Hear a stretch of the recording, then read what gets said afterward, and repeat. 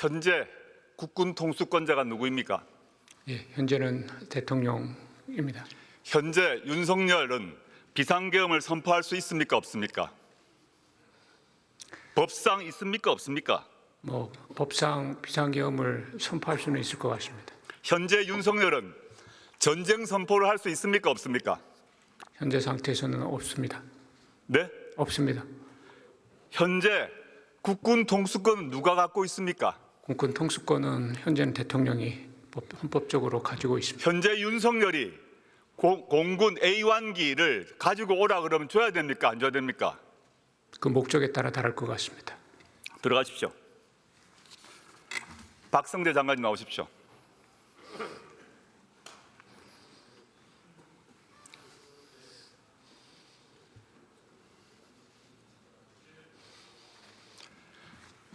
박 장관님 법률가시죠? 예. 네. 현행 판례에 따라 윤상현 의원이 말씀하신 것 말고 우리나라 대법원의 판례에 따라 계엄의 불법 계엄으로 국회를 침탈하면 내란이 됩니까? 안 됩니까? 판례에 따릅니다. 판례에 따르면 국회를 침탈했다고 표현을 하시면 거기에 대한 판단은 내란죄로 판단할 수 있는 부분이 있을 거라고 보입니다. 오늘 법사위에서 법원행정처장께서는 분명히 위헌적이고 불법적인 계엄 선포라고 하셨죠? 법원행정처장의 의견은 그렇게 말씀하셨습니다. 예, 알겠습니다. 그렇다면 법률가로서 12.3 비상계엄은 합헌입니까? 위헌입니까? 의원님 죄송하지만 그런 판단은 지금 사법적 판단 알겠습니다. 앞에 두고 좋습니다. 있어서 제가 개인적으로 말씀드리는 지난 4일 밤에 계엄이 해제되고 난 뒤에 대통령 안가에 가셨죠? 예. 가셔서 김주현 민정수석 등과 함께 저녁을 드셨죠? 예. 헌법이 유리된 날에 국민들은 추운 겨울에 밖에서 윤석열 불법 계엄을 규탄하고 있는 그 시간에 안가에서 술 드셨죠? 술은 먹지 않았습니다. 뭐 했습니까 그러면? 저희들 사실은 그날 다 사의를 표한 상황이라서 사의 받아들이지 않고 송년회 하셨다고 했죠? 송년회라는 표현은 저희 쓰지 않았습니다. 그럼 뭐 했습니까? 그럼 모여서 다시는 보기 어려울 거니까 우리 모든 국민들은 바깥에서 격분해서 지금 계엄 반대 투쟁을 하고 있는데 국무위원 몇 명이 안가에 모여서 안락하게 밥자리 하고 있었습니까? 우리 국회의원들은 국회에서 농성하고 밤새고 있었어요. 그 부분이 적절하지 못했다면 그건 대해서 저희들이 잘못을 인정하겠습니다. 예, 들어가십시오. 하나 더 있습니다. 하나 더 있습니다. 그걸 왜 안가에서 합니까? 박 장관님. 예. 현재 법상으로 검사장 인사권 누가 갖고 있습니까? 인사권 대통령이 갖고. 대통령이 가지고 있죠. 현재도 내란숙의 윤석열이 검사장 인사할 수 있죠. 인사권은 헌법상 인사권을 갖고 계시는 것입니다. 예, 알겠습니다. 들어가십시오.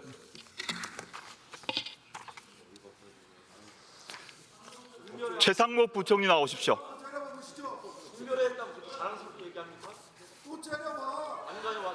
최상목 부총리 나와주십시오. 박 장관 또 째려보셔. 또 째려봐. 또 째려봐. 12.3 국무회의에 참석해서 반대하셨다고 하셨죠? 네, 그렇습니다. 그런데 계엄령 발표 직후 유동성 무한 공급을 발표하셨죠? 국무회의 발표 직후 제가 그 자리에서 그 후에 하셨죠? 그 후에 한국은행 총재하고 금융 당국자들을 소집을 해가지고요. 그때가 간접적 방식의 계엄 옹호 아닙니까? 윤석열 결정이란 간접적 지지 아닙니까? 그 다음에 의원님 죄송합니다. 괜찮습니다. 부총리님. 네. 비상계엄 이후 어제까지 네. 주식시장 시가총액이 얼마나 증발했습니까? 100조 넘게 증발. 140조 증발했습니다. 내년도 한 해 국가 예산 670조 원의 20%가 나흘 만에 날아갔습니다. 부총리님. 네. 지난 2년간 100조 가량 세수 펑크 났죠. 성장률 1%죠. 그 책임이 누구에게 있습니까? 답 못하십니까? 네, 아니요. 정부 정책 운영에 잘못이 있다면 저한테 있습니다. 좋습니다. 부총리님, 네, 내란 수계 윤석열과는 언제부터 알았습니까? 저는 인수위에 참여해서 처음 뵀습니다. 박근혜 청와대 경제금융비서관 하셨죠? 네, 그렇습니다. 그때 미르재단 설립 청와대 회의 4차례 주재했죠? 그 미르재단 설립이 아니었고요. 네, 대통령 순방 여기 정상회담 준비 회의였습니다. 그 뒤로 국정농단 특검, 즉 윤석열 씨가 당시 수사팀장이었던 국정농단 특검에서 참고인 소환 조사 받았죠? 네, 한 번 받았습니다. 기소 안 됐죠? 네, 안 됐습니다. 그때 윤석열이 빼줬습니까? 전 그 당시에 당시 윤석열 검사를 알지 못했습니다. 부총리는 박근혜 탄핵 당시에 기획재정부 1차관이었죠? 네, 그렇습니다. 지금 부총리는 자신이 모신 두 대통령을 탄핵당하는 경제관료가 되신 겁니다. 들어가시죠. 네, 그걸 국민 들어가십시오. 여러분께 매우 송구스럽게 생각합니다. 법무부 장관님 다시 나오십시오. 그 다음날 탄핵 지원하는 회의 발표하시고 뭘 떳떳하십니까?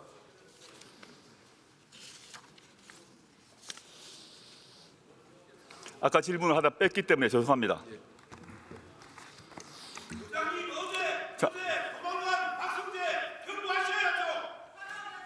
장관님, 예, 오동훈 공수처장은 오늘 윤석열을 긴급 체포할 수 있다라고 답하셨습니다. 옆자리 계셨죠? 예.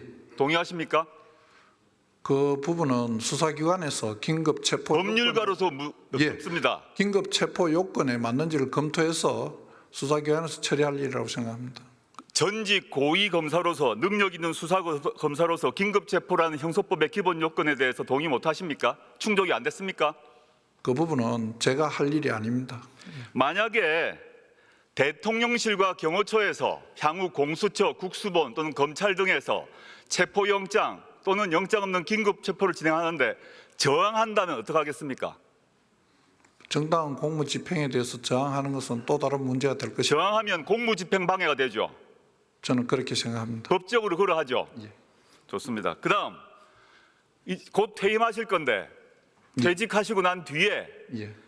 본인이 모셨던 본인을 장관으로 만들어줬던 윤석열 씨의 변호인단에 합류할 겁니까? 우선 제코가 석자입니다. 알겠습니다.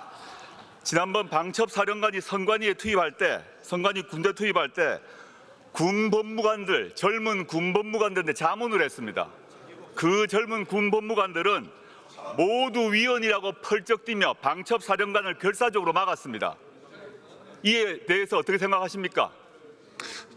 젊은 법무관들은 결사적으로 방첩사령관을 막았는데 왜 장관께서는 윤석열 대통령을 못 막았습니까? 못 막은 결과에 대해서는 죄송하게 생각합니다만 그날 그 자리에 있었던 총리 이하 모든 분들이 여러 가지 이야기와 행동으로 다양한 막기 위한 노력을 했다는 말씀은 분명히 알겠습니다. 드릴 수 있습니다. 예.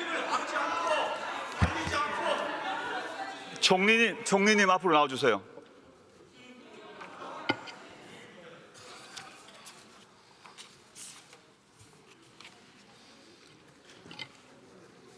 총리님, 대통령의 국법상 행위는 문서로 하고 국무총리와 관계 국무위원이 부서한다고 헌법에 돼 있죠.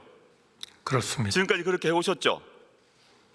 네. 모든 국법상 행위를 그렇게 따라 해오셨죠. 네, 그렇게 하고 있습니다. 비상계엄 선포도 그 절차 거쳤습니까?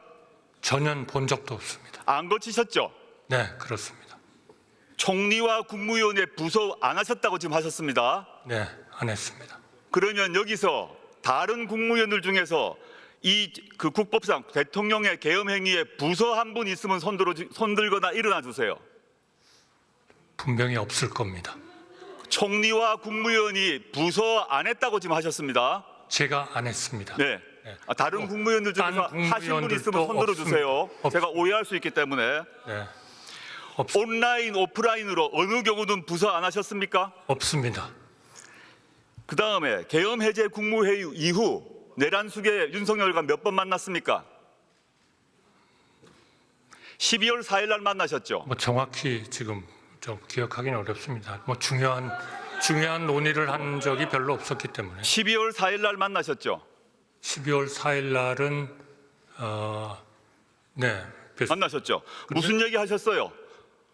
계엄이 해제되고 난 뒤인데 무슨 얘기 하셨어요? 죄송합니다. 제가 그 대통령님하고의 그런 좀 대화 자체를 제가 말씀드리는 어렵겠습니다만 중요한 그런 얘기는 없었습니다. 저는 그렇게 심각한 상황이 벌어져서 장안갑차가 이 앞에 들어왔는데 계엄 해제되고 난 뒤에 총리께서 대통령 만나서 아무 얘기 안 했단 말입니까? 평화롭게 대화 담소하셨습니까? 아닙니다. 그 다음부터의 저희의 온 내각의 최대의 역점은 이러한 일로 인해서 어려워진 우리 경제, 대외 신인도, 외교 좋습니다. 이런 쪽을 안정화시키는 거였습니다. 그런 얘기가 예, 좀 총리님 국수본으로부터 피의자 소환 통보 받으셨죠? 예, 받았습니다. 총리직 유지하고 소환 조사 받으실 겁니까? 저는 그 우리 수사기관과 협의해서 충실하게 받을 겁니다. 제 질문은 그게 아닙니다. 총리직 유지하면서 소환 조사 받으실 겁니까? 역사상 최초의 그런 총리가 되실 겁니까? 저는 이미 사의를 표명을 하고 있기 때문에 그러한 그 일관된 입장에 따라서 처리하겠습니다. 12월 7일에 탄핵 표결 전에 한동훈 대표 만나셨죠? 네, 만났습니다. 만나셔가지고 이른바 한한 공동 운영 방안 논의하셨죠? 그거는 정말 오해가 많이 있는 것 같습니다. 그러면 제가 말씀을 제가 질문하겠습니다. 그 한한 공동 운영 방안 한동훈 대표가 먼저 들고 왔습니까? 총리께서 준비하셨습니까? 저는 본 적도 없습니다. 그날 현장에서 한동훈 대표가 발표한 그 문안, 대통령 권한을 인수한다는 그 문안 언제 보셨습니까? 본 적이 없습니다. 그날도 못 봤습니까? 못 봤습니다. 못 보고 공동 성명하셨습니까? 저는 당정 간에 앞으로 이 어려운 위기 아니, 그날 못 보셨단 말이죠. 발표 날 본 적이- 한동훈 대표가 그 문장을 읽을 그 순간까지 못 보셨단 말입니까? 못 봤습니다. 알았습니다. 조태열 외무부 장관 저한테 시간을 주시면 제가 설명을 아니요. 좀 드리겠습니다. 외교부 장관 조태열 장관 나오십시오.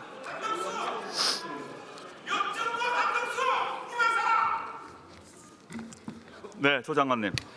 12.3 국무회의 참석하셨죠? 네, 그때 반대하셨다고 말씀하셨죠? 네, 지난 3일 밤에 필립 골드버그 미 대사가 장관께 전화했는데 왜 안 받았습니까? 상황이 너무 급박하게 돌아가고 있고 잘못된 정세 판단, 상황 판단으로 해서 미국을 미슬리드하고 싶지 않았습니다. 그런데 8일 날에 미 대사 다시 만나셨죠? 네, 대사가 뭐라고 했습니까? 장관께. 뭐 대사하고 나눈 얘기를 여기서 상세히 말씀드리는 건 적절치 않다고 생각합니다. 보도에 따르게 되게 5일 날도 만났고 8일 날도 만났습니다. 8일 날 미 대사가 한덕수 공동 국정 운영 체제에 대해서 헌법에 부합하느냐라고 질문을 했죠. 여러 가지 불투명한 상황에 대한 걱정도 했고 궁금한 것들을 서로 의견 교환을 했습니다. 장관님 시간이 많이 없습니다만은 하나 더 여쭙겠습니다. 마지막으로 현 시점에 네, 조만간 트럼프 대통령이 취임을 하죠. 네. 특사를 보내야 되죠. 뭐 특사를 꼭 보내야 되는 건 아니지만 어떤 식으로든 네. 특사를 보낼 수 있는 권한을 현재 누가 갖고 있습니까? 장관이 갖고 계십니까? 아까 그 국방부 차관도 얘기했지만 대통령으로서 군 통수권과 함께 외교 권한도 현재 대통령이 갖고 있습니다. 여전히 군 통수권, 대원권, 검사장 임명권, 각종 외교에 대한 모든 권한을 윤석열 내란 수계가 가지고 있죠. 법상으로 그렇게 생각하고 있습니다.